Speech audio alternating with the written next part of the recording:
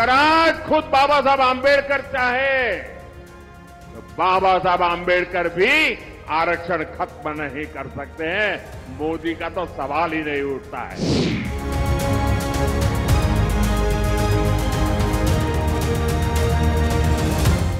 RSS के जो chief है उनका बयान आता है कि हम रिजर्वेशन के खिलाफ नहीं।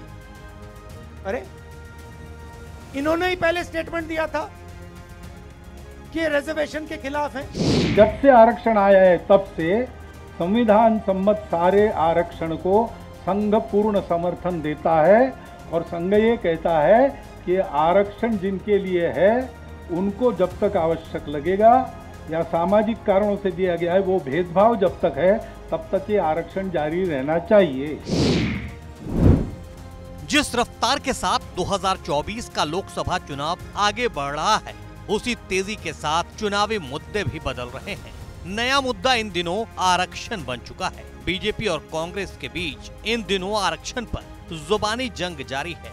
इसमें संघ प्रमुख मोहन भागवत की भी एंट्री हो चुकी है। तो पहले संघ प्रमुख को ही सुन लीजिए। यहाँ आया कल तो मैंने सुना कि एक वीडियो घूम रहा है कि संघ वाले बाहर से तो बात ही अच्छे करते, अंदर जाके कहते हैं आरक्षण का हमारा विरोध है, बाहर हम बोल नहीं सकते।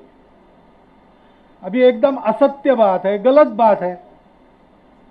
जब से आरक्षण आया है तब से संविधान सम्मत सारे आरक्षण को संघ पूर्ण समर्थन देता है और संघ ये कहता है कि आरक्षण जिनके लिए है उनको जब तक आवश्यक लगेगा या सामाजिक कारणों से दिया गया है वो भेदभाव जब तक है तब तक ये आरक्षण जारी रहना चाहिए।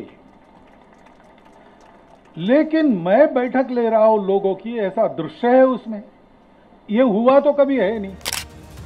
संघ प्रमुख मोहन भागवत का बयान सामने आने के बाद राहुल गांधी हमलावर हुए। इस इल्जाम के साथ कि आरएसएस ने आरक्षण पर अपना नजरिया बदल दिया है। आरएसएस के जो चीफ है उनका बयान आता है कि हम रिजर्वेशन के खिलाफ नहीं है। अरे इन्होंने ही पहले स्टेटमेंट दिया था कि रिजर्वेशन के खिलाफ है।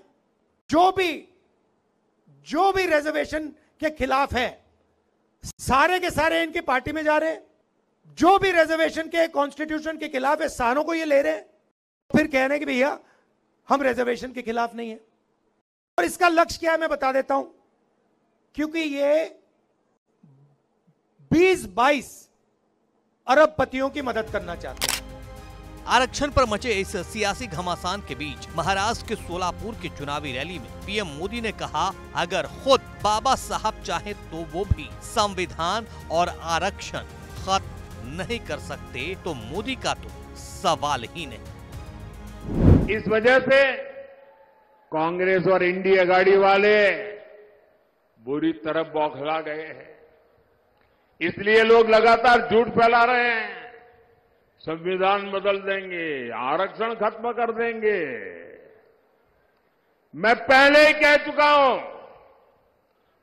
कि अगर आज खुद बाबा साहब आंबेडकर चाहे तो बाबा साहब आंबेडकर भी आरक्षण खत्म नहीं कर सकते हैं। मोदी का तो सवाल ही नहीं उठता है।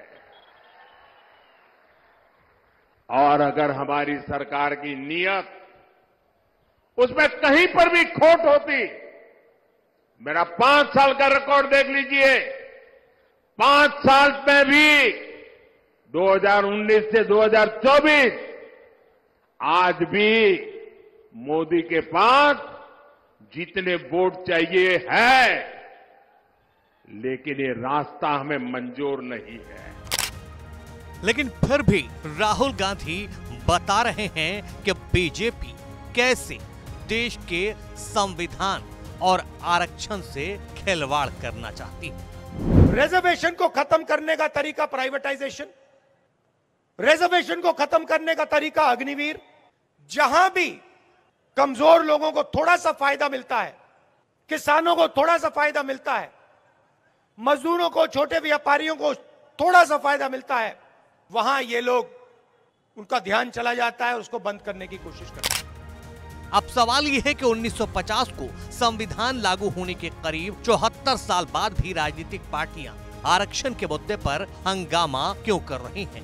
2024 के लोकसभा चुनाव में आरक्षण एक बड़ा मुद्दा बन चुका है। कांग्रेस नेता राहुल गांधी अपनी चुनावी रैलियों में आरोप लगा रहे हैं कि भाजपा अगर सत्ता में आई तो आरक्षण खत्म कर देगी। पीएम नरेंद्र मोदी पलटवार करते हुए कह रहे हैं कांग्रेस देश में धर्म आधारित आरक्षण लागू करना चाहती है। इसका उदाहरण कर्नाटक है। वैसे तो आरक्षण का मुद्दा देश भर में सियासी मुद्दा रहा है, लेकिन महाराष्ट्र में इसकी गूंज सबसे ज्यादा सुनाई देती है। तीसरे चरण में महाराष्ट्र की 11 लोकसभा सीटों पर चुनाव होने वाले हैं। इस लिहाज से आरक्षण का मुद्दा महाराष्ट्र में सत्ताधारी पार्टियों और विपक्षी दलों के नेताओं के मंच से सबसे ज्यादा सुनाई दे रहा है।